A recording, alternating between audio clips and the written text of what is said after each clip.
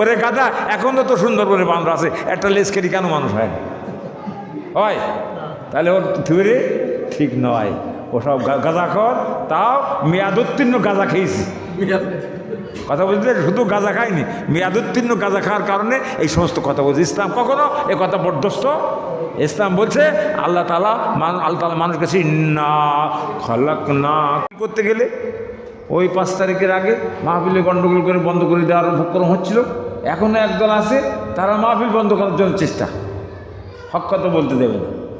আপনারা যশোরের মাহফিলে শুনেছিলেন না, মিজানুর রহমান আজারি সাহেব ওখানে বক্তব্য দিতে উনি একবার এক কথায় বলেছেন যে একদল 15-16 বছর তারা খেয়েছে, আর একদল খাওয়ার জন্য রেডি হয়ে আছে।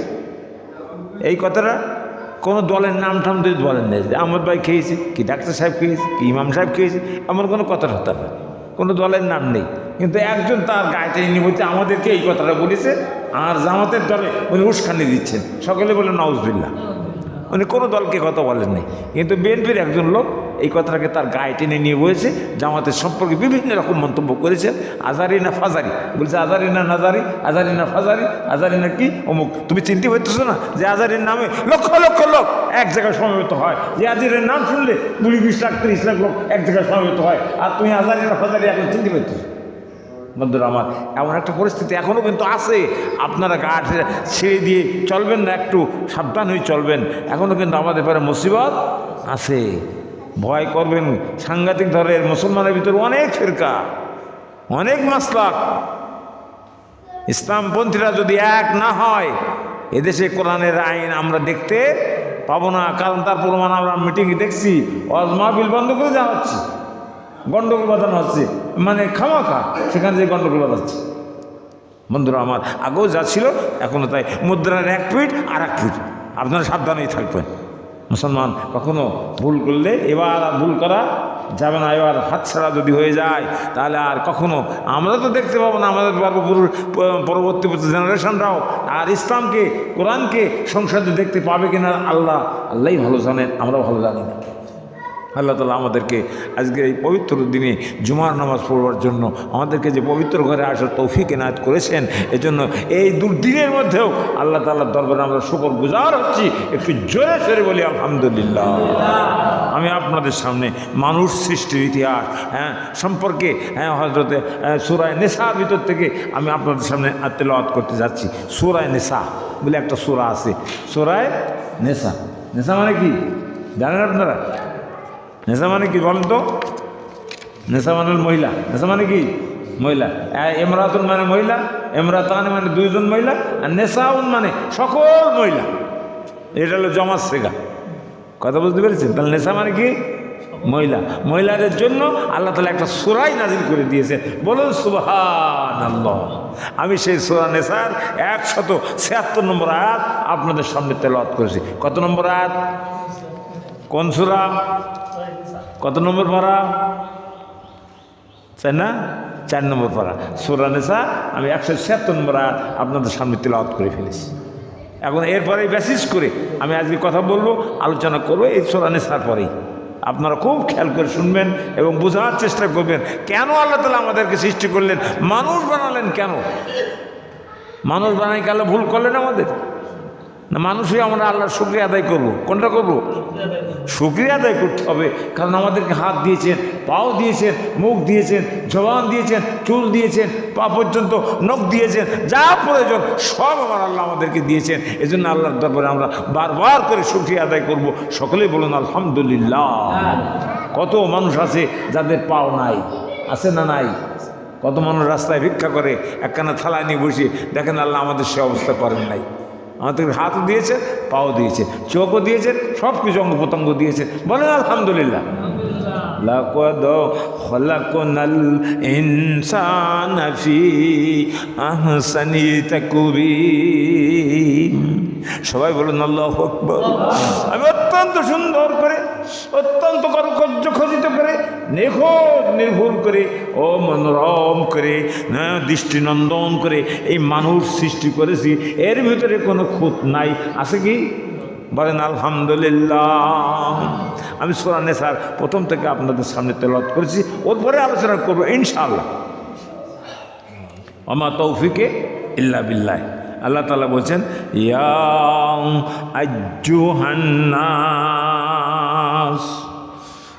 আয়া আইয়ুহান্নাস ইত্তাকু রাব্বাকুমুল্লাযী খালাকাকুম ওয়াল্লাযীনা মিন ক্বাবলিকুম خلقكم من نفس واحدة وخلق منها زوجها وبث منهما رجالا كثيرا ونساء واتقوا الله الذي تساءلون به والأرحام إن الله كان عليكم رقيبا الله أكبر সূরা নিসা 176 নম্বর আয়াতটা আমি আপনাদের সামনে তেলাওয়াত করলাম। অর্থটা শুনুন, বাংলা অর্থে আল্লাহ তাআলা কি বলছেন? মানব জাতির আদি পিতা কে ছিলেন? হযরত আদম আলাইহিস সালাতু সালাম। সকলেই জানেন মানব জাতির আদি পিতার নাম হযরত আদম আলাইহিস সালাতু সালাম। আর বলুন তো মুসলিম জাতির পিতার নাম কি? হযরতে ইব্রাহিম আলাইহিস সালাম। সেদিন খুলনায় গেলাম, যাওয়ার সময় দেখি ওই এই লায়ন্স স্কুলের সামনে দোতলার পরে বিশাল আকারে বঙ্গবন্ধুর ছবি আঁকানো ছিল, জাতির পিতার নাম লেখা ছিল। এবার যাই দেখি কিচ্ছু নেই, সে জাতির পিতাতে তার এখন আর নেই, ওখানে একদম খালি শুধু টাইলস লেখা। তাহলে বোঝা গেল জাতির পিতা এখন একজন সকালে একজন বিকেল একজন হওয়া সম্ভব নয়, একজনই হবে। মুসলিম জাতির পিতা কে? তাহলে ইব্রাহিম আলাইহিস সালাম। কোরআনে তার নামটা আছে, কোরআন যতদিন থাকবে, মুসলিম যতদিন থাকবে, পৃথিবীর কোনায় কোনায় এই নামটাই থাকবে। মুসলিম মিল্লাতের পিতা হলেন হযরত ইব্রাহিম আলাইহিস সালাম। আল্লাহ নিজেই বলেছেন মিল্লাতা আবিকুম ইব্রাহিম হুয়া সাম্মাকুমুল মুসলিমিন। মিল্লাতা আবিকুম ইব্রাহিম, তোমাদের ইব্রাহিম আলাইহিস সালাম তোমাদের পিতা। আবুন মানে পিতা, আবিকুম ইব্রাহিম, তোমাদের জাতির পিতা হলেন হযরত ইব্রাহিম আলাইহিস সালাম। আল্লাহ তাআলাই বলে দিয়েছেন। বলুন জোরে সোরে সুবহানাল্লাহ। মুসলিম কখনো অন্য কাউকে পিতা বলে মানতে পারে না। আমরা বাঙালি জাতির পিতা, উনি বলবেন আমি হুগলি জাতির পিতা, কেউ বলবেন আমি বিহারি জাতির পিতা, এমন নয়। ইসলামের ভিতরে একটি মাত্র পিতা, তিনি হলেন ইব্রাহিম আলাইহিস সালাম। আল্লাহ বলে দিয়েছেন এবং উনি নাম রেখেছেন কি? হুয়া সাম্মাকুমুল মুসলিমিন। তিনি তোমাদের নাম রেখেছেন মুসলিম। আমরা কোন নাম? বাঙালি না মারাঠি না গুজরাটি না পাঞ্জাবি? কোন দেশে আমার নাম, কোন নামে আমরা পরিচিত? প্রথম আমরা মুসলিম। বাংলায় কথা বলতে পারি, বাংলাদেশি হতে পারি, আমরা ভারতে থাকতে পারি, ভারতীয় হতে পারি, আমরা আরবিয়ান হতে পারি, কিন্তু আমরা হলাম মুসলিম। আমরা কি মুসলিম? আমি সংগ্রামী, আমি চির নবীর আল্লাহর ছাড়াও কাউরি মানি না। নারায়ে তাকবীর। আর বলেন নারায়ে তাকবীর, নারায়ে তাকবীর। আল্লাহর নাম জোরে সোরে বলবেন, নারায়ে তাকবীর। হযরতে ওমর রাদিয়াল্লাহু তাআলা যখন ইসলাম গ্রহণ করলেন, শুনেছেন তো আপনারা? ওমরকে যখন বলা হলো দারুন নাদওয়ার বইটাকে যে যে মুহাম্মাদের মাথা কেটে আনতে পারবে তাকে 100টা লাল উট পুরস্কার দেওয়া হবে। এমন যুবক কে আছো? হযরত ওমর উঠে গেলেন, খাড়া হয়ে গেলেন, বলে আমি তো পারবো আনতে। হযরত ওমরের বাহুতে খুব বল ছিল, আর হিম্মত ছিল খুব বেশি, সাহস ছিল খুব বেশি। কেউ তার সামনে আসতে সাহস করতো না। উনি যাচ্ছেন, যেতে যেতে পথে ওনার এক বন্ধুর সাথে দেখা, নাইমের সাথে দেখা, পুরনো বন্ধু তো। এবার দোস্ত কোথায় চলে যাও? হ্যাঁ, উন্মুক্ত তলোয়ার নিয়ে তুমি কি যুদ্ধ করতে যাচ্ছ? বলে হ্যাঁ, আমি মুহাম্মাদের মাথা কাটার জন্য যাচ্ছি। বলে সে কি, কেন? যে মোহাম্মদ নতুন ধর্ম প্রচার করছে, আমার বাপদাদার ধর্ম বাদ দিয়ে ওই ধর্ম এদেশে চলতে দেওয়া যাবে না। কালকে দারুন নাদওয়ার বইটাকে সিদ্ধান্ত হয়েছে যে মোহাম্মদের মাথা আনতে পারবে তাকে 100 লাল উট পুরস্কার দেওয়া হবে। আমি সেই পুরস্কারে ভূষিত হওয়ার জন্য আমি যাচ্ছি মোহাম্মদের মাথা আনার জন্য। একটু চিল্লাই বলুন নাউজুবিল্লাহ। যাচ্ছিলেন কে? ওমর। উনি ছিলেন জিরো, ওমর ছিলেন কি জিরো, পরে হয়ে গেলেন কি হিরো, জিরোর থেকে হিরো আল্লাহ বানাই দিয়েছেন, বলুন আলহামদুলিল্লাহ। তখন ওনার বন্ধু বলছে, দোস্ত তুমি তো যাচ্ছ, তো তোমার যে বোন, তোমার ভগ্নিপতি, তুমি খবর রাখো, তারাই তো ইসলাম গ্রহণ করেছে, তুমি তো তা জানো না। তাই? তখন মাথা ফিরে গেছে, মাথা ঘুরে গেছে। আমার বোন ইসলাম করেছে, পিছনে ব্যাক করেছে। কোথায়? বোনের বাড়ি ফাতেমা, আর ভগ্নিপতির নাম হলো সাইদ। দুইজনের বাড়িতে চলে গেছে। যে দেখে দরজার কাছে কান লাগাই ওনারা কী পড়ছেন, কোরআনের আয়াত পড়ছে, পাথরের এই চামড়ার ঘরে লেখা কোরআনের আয়াত পড়ছেন। উনি নিজে দরজায় নক করেছে, এই বোন দরজা খোল। বোন তাড়াতাড়ি ওটা লুকায় রেখে তারপর দরজা খুলেছে। খোলার পরে বলে, সত্য করে কথা বল, কী পড়ছিলি তোরা? তো বলবে না মোটে, বললি তো মেরি ফেলতে জানে ওমর খুব রাগী লোক, তেজস্বী লোক, তলোয়ার হাতে আমাদেরকে আজকে খান খান করে ফেলবে, বলতে চাচ্ছে না। তখন সাইদকে যখন মারতে শুরু করলো ভগ্নিপতিকে, তখন বোন ঠেকাতে গেলে বোনের গায়ের থেকে রক্ত বের হলো। আর বোন তখন বললো, আমরা কুরআনুল কারীম পড়তেছিলাম, যা মহান রব্বুল আলামিন হযরত মুহাম্মদ মুস্তাফা সাল্লাল্লাহু আলাইহি সাল্লামের পরে অবতীর্ণ করেছেন, সেই কুরআন সত্য গ্রন্থ আমরা তেলাওয়াত করতেছিলাম। তখন ওমরের দিলটা একটু নরম হয়ে গেল, যে বোনের গাত থেকে যখন রক্ত দেখেছে, তখন বোনের রক্ত দেখে ওনার একটু দয়া হলো। বলে, তাহলে আমাকে একটু দেখাও না বোন। বলে, দেখাবো, তুমি আগে পাক পবিত্র হয়ে যাও, লা ইয়ামাসসুহু ইল্লাল মুত্তাহহারুন, পবিত্রতা অর্জন ছাড়া কোরআন স্পর্শ করা যায় না, তুমি উজু করো, গোসল করিস। তখন ও গোসল করে আসছে।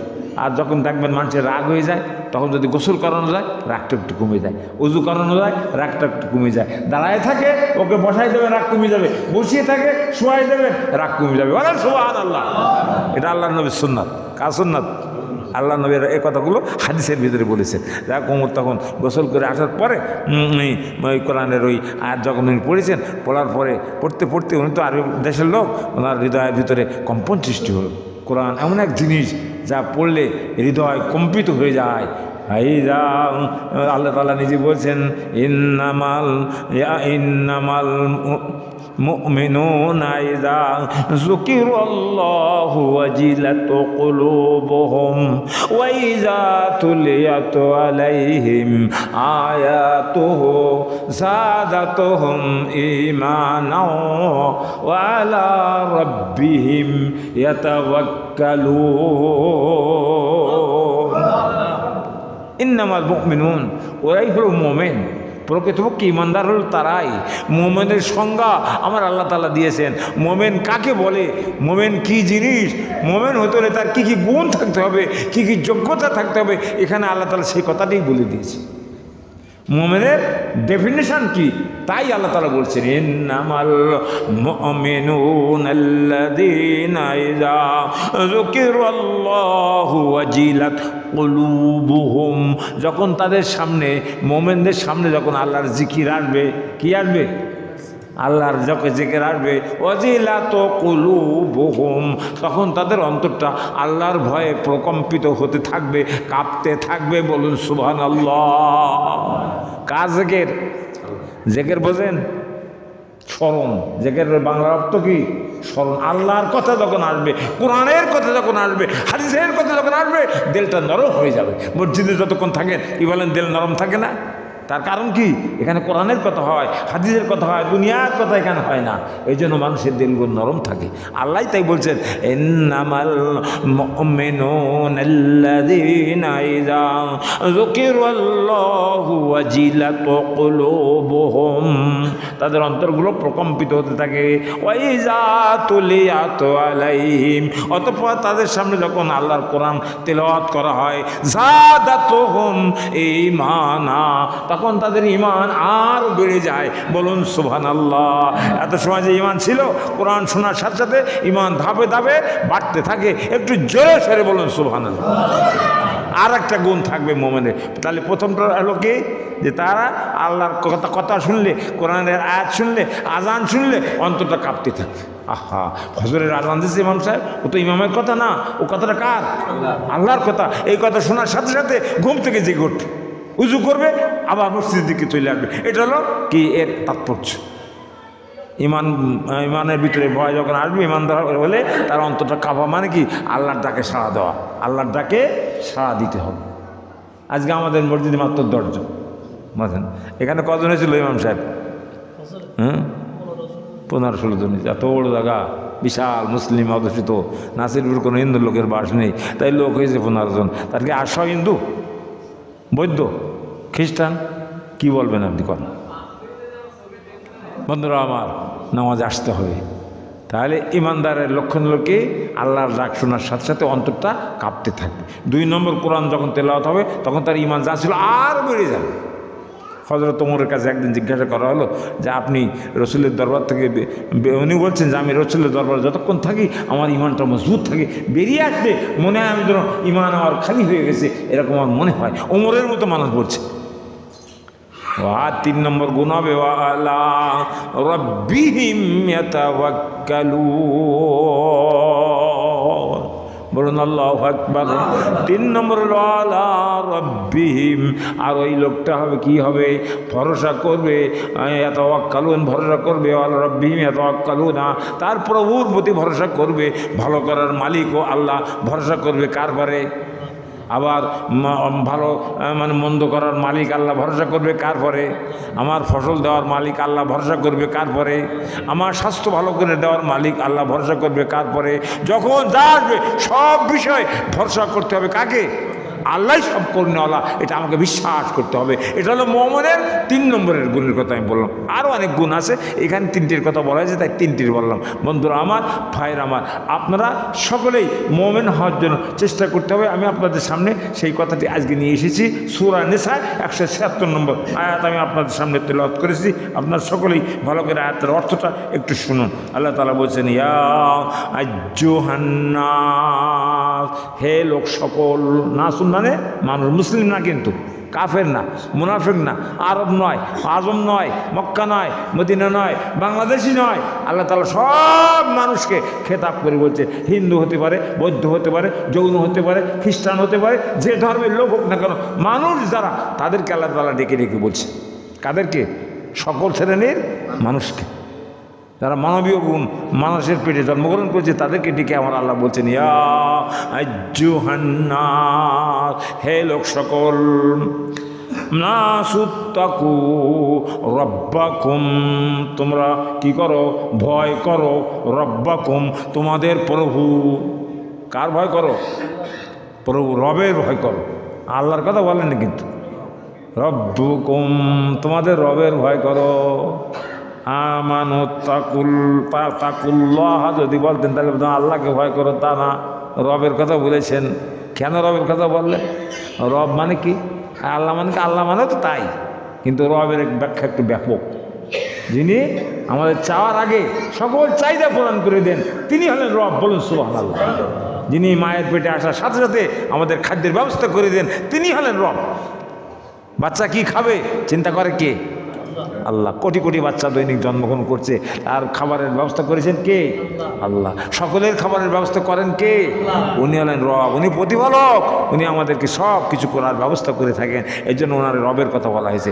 রব আমানুত্তাকুল্লাহ রব্বাকুমুল্লাযী খলাকাকুম, ওই রবের তোমরা ইবাদত করো, ওই রবের প্রতি তোমরা কি করো? তাকওয়া অর্জন করো, ভয় করো, যে রব তোমাদেরকে পয়দা করেছেন, সৃষ্টি করেছেন। আমাদের স্রষ্টাকে আরো ভালো করে বলেন, কে আমাদের সৃষ্টি করেছেন? একদল মানুষ আছে যারা খুব বড় ব্রেনি মানুষ, যাদেরকে আমরা বৈজ্ঞানিক বলে মনে করি, হ্যাঁ, যাদের মাথায় চুল নেই উপরে একটাও, তারা টেকু হয়ে গেছে, তারা বুদ্ধি একেবারে বুদ্ধির হাঁড়ি, তারা হলো বুদ্ধিজীবী। তারা অ্যানালাইসিস করে দেখেছে যে মানুষ এই আদমের বংশধর নয়, এ মানুষ বানর থেকে এসেছে। কেউ বলেছে শিবপুঞ্জি থেকে এসেছে, কেউ বলেছে মানুষ ব্যাঙের থেকে এসেছে। বলেন নাউজুবিল্লাহি মিন জালিক। আমরা কিসের জাত? মানুষের জাত। আমাদের আব্বাও আছেন, আম্মাও আছেন। আমরা বৈধ সন্তান। আমাদের আব্বার নাম কি? আদম আলাইহিস সালাতু আসসালাম। মায়ের নাম কি? হাওয়া আলাইহিস সালাতু আসসালাম। বন্ধুরা আমার, ভাইরা আমার, এই জন্য আল্লাহর কথা আমাদেরকে স্মরণ করতে হবে। এই বৈজ্ঞানিকরা যা বলুক, ওই যে বৈজ্ঞানিক চার্লস ডারউইন বলেছেন মানুষ বানরের থেকে এসেছে, অথচ একদম মিথ্যা কথা, যার কোনো ভিত্তি নেই। বলছে কোটি কোটি বছর আগে মানুষের এটাই পানির সাথে পানি ঘর্ষণ লেগে ফেনা তৈরি হয়, ফেনার থেকে একটু পোকা তৈরি হয়, পোকার থেকে আস্তে আস্তে ব্যাঙাচি তৈরি হয়, ব্যাঙের থেকে লাভ দুটি ডাঙা উঠে তারা বানরে রূপান্তরিত হয়। এরপরে বানর গাছে ঘুরতে ঘুরতে লেজ কেটে পড়িয়ে যায়, যেই তারপরে এখন বানর হয়ে যায়। ওরে গাধা, এখন তো সুন্দর করে বানর আছে, একটা লেজকেরি কেন মানুষ হয় না? হয়? তাহলে ওর থিওরি ঠিক নয়, ওসব গাঁজাখর। তাও মেয়াদোত্তীর্ণ গাঁজা খেয়েছি, কথা বলতে শুধু গাঁজা খায়নি, মেয়াদোত্তীর্ণ গাঁজা খাওয়ার কারণে এই সমস্ত কথা বলছে। ইসলাম কখনো এ কথা বরদস্ত। ইসলাম বলছে আল্লাহ তাআলা মানুষ কাছে ইন্না খালাকনাকুম মিন যাকারিন ওয়া উনসা ওয়া জাআলনাকুম শুয়ুবান ওয়া কাবাইলা লিতাআরাফু ইন্না আকরামাকুম ইনদাল্লাহি আতকাকুম। বলুন আল্লাহু আকবার। ইন্না খালাকনাকুম, এরশাদ হচ্ছে নিশ্চয়ই আমি তোমাদেরকে পয়দা করেছি। আল্লাহ বলছেন কোরআনের কথা, ইন্না খালাকনাকুম, নিশ্চয় আমি তোমাদেরকে সৃষ্টি করেছি মিন যাকারিন ওয়া উনসা, একজন যাকার মানে পুরুষ আর উনসা মানে মহিলা, একজন পুরুষ এবং একজন নারী থেকে আমি তোমাদেরকে পয়দা করেছি। তোমরা ব্যাঙের জাত নয়, তোমরা বানরের জাত নয়, তোমাদের আব্বাও আছে, মা আম্মাও আছে। বলুন আলহামদুলিল্লাহ। তাহলে আমরা কিসের থেকে আসছি? মানুষ থেকে আমাদেরকে পয়দা করা হয়েছে। মিন যাকারিন ওয়া উনসা। কোরআন বলছে, কোরআন যেটা বলেছে 1450 বছর আগে, আজকে হুবহু সেটাকে সত্য প্রমাণিত হয়েছে। কিয়ামত পর্যন্ত কোরআন সত্য গ্রন্থ হিসাবে পৃথিবীতে থাকবে কি থাকবে না? আপনারা কি বলেন? কোরআনের একটা নোক্তাও আজ পর্যন্ত কেউ ভুল ধরতে পারে নাই। আল্লাহ চ্যালেঞ্জ করেছেন, যালিকাল কিতাব লা রাইবা ফি, আমি এমন একটা কিতাব তোমাদেরকে দিলাম যার ভিতরে কোনো সন্দেহের অবকাশ নাই, কোনো ভুল নাই। একটু জোরে বলুন সুবহানাল্লাহ। কোরআনে কোনো ভুল আছে? কোনো সন্দেহ আছে? কত বৈজ্ঞানিকরা চেষ্টা করেছে, আরব দেশে বড় বড় বৈজ্ঞানিক, বড় বড় দার্শনিক, তারা চেষ্টা করে দেখেছে যে একটা কিছু ভুল বের করা যায় কিনা। এটা মোহাম্মদের বানানো কিতাব, এটা আল্লাহর কিতাব নয়, তারা বলেছিল মুখে, কিন্তু সত্যি সত্যি তারা দেখাতে পারে নাই। সর্বশেষ তারা কাবার দেওয়ালে লেপটে দিয়েছিল, লিখে দিয়েছিল ইন্না আতাইনা, অনেক লিখে তালি লিখে দিয়েছিলেন ইন্না আতাইনা, সবাই বলুন ইন্না আতাইনা কাল কাউসার ফাসাল্লি লিরাব্বিকা ওয়ানহার ইন্না শানিয়াকা হুয়াল আবতার। হযরত আলী এই আয়াতটা কাবার দেওয়ালে চত্বরে লিখে দিয়ে চ্যালেঞ্জ করে আসছে, যদি কেউ পারো এই আয়াতের মধ্যে একটা আয়াত তৈরি কর। শেষে ওরা সব বই নিয়ে গবেষণা করতে লাগলো, বোর্ড বসালো, আর বলতে আল্লাহ বলে দিয়ে আসলেন। আল্লাহ বললেন, তুমি ওদেরকে বলে দাও, রসুল ওদেরকে বলে দাও, আদো শুহাদাকুম মিন দুনিল্লাহি ইন কুনতুম সাদিকিন, আদো তোমরা সাহায্য গ্রহণ করো, ডাকো শুহাদাকুম, তোমাদের যত সাহায্যকারী আছে আল্লাহকে ছাড়াই কোরআন তৈরি করেছে, এই কাজের ভিতরে যত সাহায্যকারী আছে তোমরা সব ডাকো, যত বৈজ্ঞানিক আছে, যত শিক্ষাবিদ আছে, যত জ্ঞানগুণী আছে, যত টাকলা আছে, সব ডাকি এক জায়গায় বসে এই করে, বেশি লাগবে না। কোরআনের সব থেকে ছোট্ট একটা সূরা, মাত্র 3টে আয়াত, সূরাটির নাম সূরাতুল কাউসার। কি নাম? কাউসার। আমরা পড়লাম সেই সূরা কাউসার। এরকম একটা সূরা তোমরা তৈরি করো। শেষ বেশ সবাই বসে ঠেছে, ওখানে ওর নিচে লিখে দিয়েছে লাইসা হাযা কালামুল বাশার। বলুন আল্লাহু আকবার। কি বলেছিল? এটা কোনো মানুষের কিতাব নয়, মানুষের পক্ষে সম্ভব নয়, এটা আল্লাহর কিতাব। বলেন সুবহানাল্লাহ।